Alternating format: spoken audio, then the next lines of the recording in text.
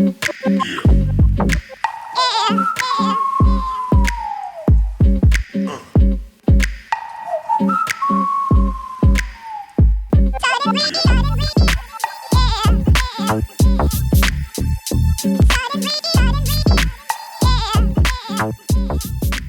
folks, this is Ayataraja from inspiredtorise.com, and today we are going to unbox and review the Zenfone Zoom in full detail. So guys, let's begin.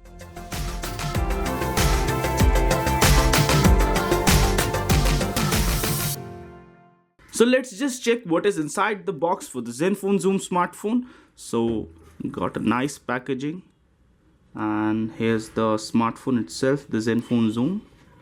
So it comes in a okay enough plastic layering. The back has a nice leather design. It's real leather as confirmed by people at ASUS. And the screen itself is nice, bright, vibrant. And let's just check what else do we get inside the box. And inside the box you get a nice handy arm string for keeping it in your hand all the times, so that it does not get lost or does not fall down. And you have the IMEI stickers, information stickers for the smartphone. And apart from this, what else do you get? What else do you get is the adapter, the USB adapter for this smartphone. And you get a nice pair of in-ear style earphones. And in-ear style, we haven't tested them yet, but in the final part of our review we would have tested them and we would update you on the sound quality of these ones. And apart from these, you get the converter for the adapter, which we had here, and it's an Indian converter for the adapter. And you also get few additional earbuds for the earphones, which is a nice addition. And let's just move forward.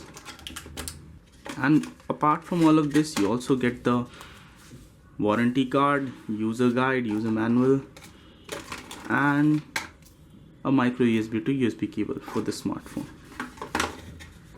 The build and finish of the smartphone is really great. On the back you have the camera somewhat protruding out, the camera module is somewhat protruding out, but you have another bump over here so that the camera does not get scratched when you keep it on a surface. You have the speaker on the back, and you have the ASUS branding on the back, Intel Inside logo over here. Overall it has a very nice leather finish. The sides have a very nice metallic finish, and on the bottom you have the micro USB port and the microphone, and on the top you have the 3.5mm jack and another microphone hole. And on the left hand side you have nothing. On the right hand side you have an array of buttons, which is the camera button and the recording button, which can enable you to go directly to the camera mode and recording mode from your lock screen. And you have the power button, and you have the volume rocker on the right hand side. All of the buttons are on the right hand side itself. And from the back you can see you have a dual tone LED flash and laser autofocus thing, and you have the camera, and inside there is a periscope mechanism for enabling the 3x optical zoom thing. This is what the insides look like, and the smartphone has one micro SD card and a single SIM slot. So that's a disappointment that you get only one SIM slot in this smartphone. And people at ASUS have said that a dual SIM variant of the smartphone will also come soon. The ASUS Zenfone Zoom comes with an Intel Atom CPU, which is a quad core CPU clocked in at 2.50 GHz Z3590.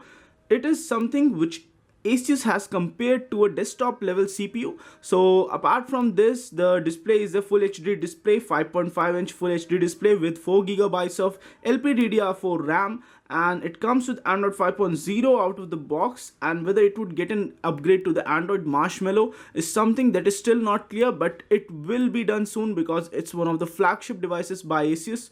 And the battery is a 3000 mAh battery, and it does not last that much long because of the fact that when we tested it, it drained away quickly. These are all of the sensors which are present in the smartphone. The gyroscope sensor, gesture flick sensor. It has a lot of sensors almost all of the sensors that someone might need. So talking about the benchmark performance on this device, let's just test the benchmarks. The Zenfone Zoom scored around 64,279 on the Antutu benchmark. The device scored 59.7 frames per second on the Nina Mark II benchmark. The Zenfone Zoom scored 959 on the single core score and 2903 on the multi-core score on the Geekbench 3 benchmark. And you can see the comparisons when compared against other devices. It scored around 23,534 on the Quadrant Standard benchmark, which is a very nice score. The camera on the Zenfone Zoom is an absolute pleasure to use. The back camera is a 13 megapixel camera with 10p element lens, and overall it has a periscope type of mechanism to click a lot of shots, nice shots, and we took a lot of shots. Let's just show you some of them.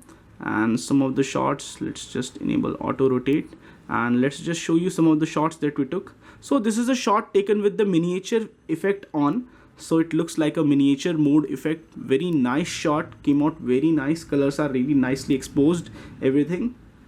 And this is a shot taken with the 3x zoom enabled. You can see that even the background stuff is very clear. And apart from this, you have manual mode also. So we took a shot with 1/16,000, and that was the shutter speed. And then we took a shot of the sun, so that also came out nice.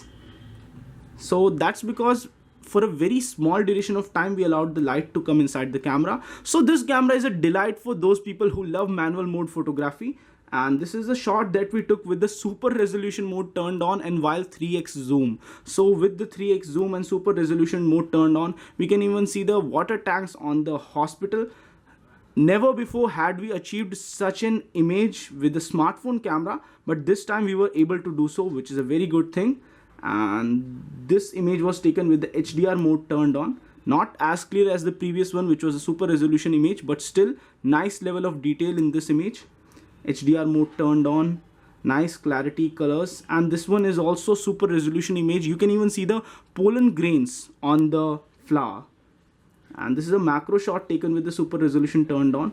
Even the pollen grains on the flower are visible, which is a very nice thing. This smartphone is made for camera lovers. This is the picture that we took with all the lights off and with the flash on to test the color balance with the auto mode. So color balance was okay because the wall is exactly of this color only. There was very less noise with the flash on. And we also uploaded few video samples for this. And we took a lot of images in zoom mode, which came out pretty clear. And some of the shots came out really nice. And it also has GIF animation mode. So herein you can just create a GIF animation with your smartphone camera. So that's Akshay Agarwal from Gadget Diary. And let's just move forward. Few of the images that we took came out pretty nice, and it's great for outdoor photography. This smartphone camera is great for people who want to take images and who love to fiddle with their camera settings. On the auto mode also it's very great, but those people who have some innate understanding of camera settings, who know what ISO exposure value to keep, what shutter speed to keep while taking pictures, would take really good photographs with this smartphone. And let's just show you the modes, all of the modes available on the camera. So it has a lot of modes, and it has auto mode, manual mode. Manual mode has a lot of features. So if you just switch to manual mode, you have the option to select the white balance, and it's the temperature of the light which you can select, exposure value, ISO value. You can select shutter speed, and you can even select a long shutter speed of 32 seconds, wherein you can take long exposure shots, and the minimum is 1/16,000 mode. And you can also set your focus values. You can also take 360-degree shots with the photosphere. Time-lapse videos are available, slow motion videos are available. Time rewind is also a feature. Smart remove is for feature for removing yourself and placing yourself on a different background or something. All smiles effects, a lot of effects are available. Low light shots are also available, which enable you to take extremely low light shots. And everything else on the camera is something which has been worked upon, and after the OTA update of 150 megabyte which we received just recently, the camera became even better.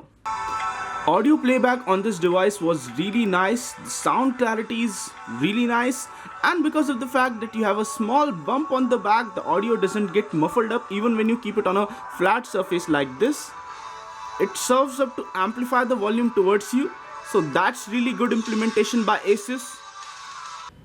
The Zenfone Zoom does support the USB OTG functionality. Right now we are playing a 4K HD video which is running at 60 frames per second on the Zenfone Zoom to test the performance, and till now it's running flawlessly. And let's just move it forward to heavy scenes. Then also it feels that it's running perfectly. You can see that there is no lag whatsoever. Playing small games like this or while playing heavy games like these was an absolute delight on this smartphone with a 5.5-inch Full HD screen. We did a small heating test while running the AnTuTu benchmark in the performance mode to see whether the smartphone heats up or not, and the smartphone did not heat up that much, and it has just finished the AnTuTu benchmark.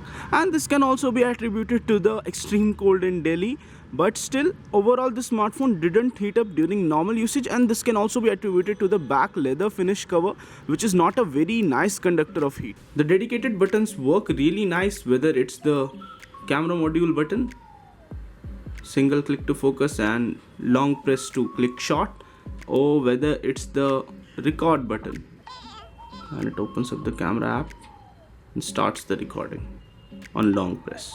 So these functionalities have been implemented very nicely. So guys, we used this ASUS Zenfone Zoom for some time, and during the course of our usage we found out few things about the smartphone. It's very snappy. Overall performance was really nice on this one. We tried playing a lot of games and we did a lot of surfing on this. Multitasking wasn't a problem with the 4GB of RAM and a 2.5 Ghz Quad Core processor, which is the latest one from Intel's stables. Overall performance was nice, but the battery life was a point of concern for this smartphone. It has a 3000 mAh battery, and during the course of our usage we found out that when you use it with your SIM on and with your data on and everything, then the battery would last from morning up to 5 PM or 6 PM in the evening, and not more than that, even with the power saving mode turned on. So I guess that's more of a software issue which can be fixed with future OTA updates, and this is something which needs to be taken care of in this smartphone. When you talk about looks, camera quality, overall sound and everything else on this smartphone